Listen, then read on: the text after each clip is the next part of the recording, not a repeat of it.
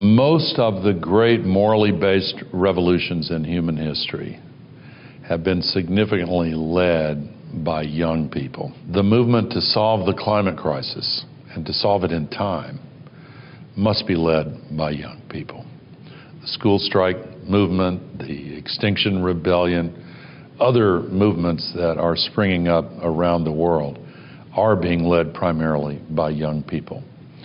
I would say that you do have a source of moral authority that older people do not. You will live with the consequences of the decisions made today for far longer than my generation will. That does give you an opportunity to speak up insistently, boldly, loudly, fiercely, and demand change.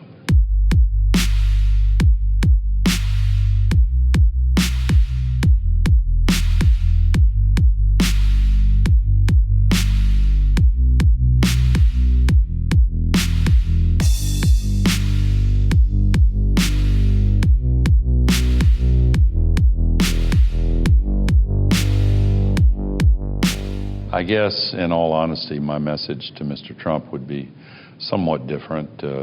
I would tell him to resign. He wouldn't take my advice, but I've tried to talk with him about climate, and I thought there was a chance he might listen and change, but I was wrong. And I have to say, I think there's very little chance that he will change in the years ahead. But I would still give the same substantive advice.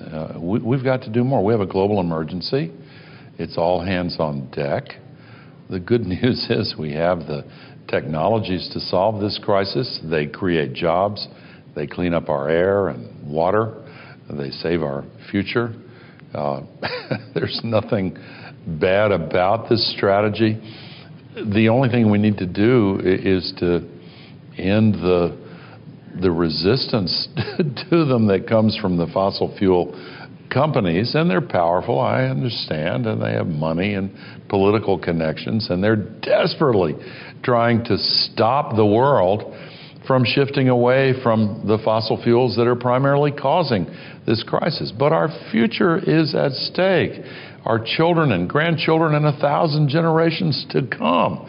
Those of us alive right now, and particularly heads of state who have an unparalleled opportunity to affect change, should recognize that this is the time for bold action.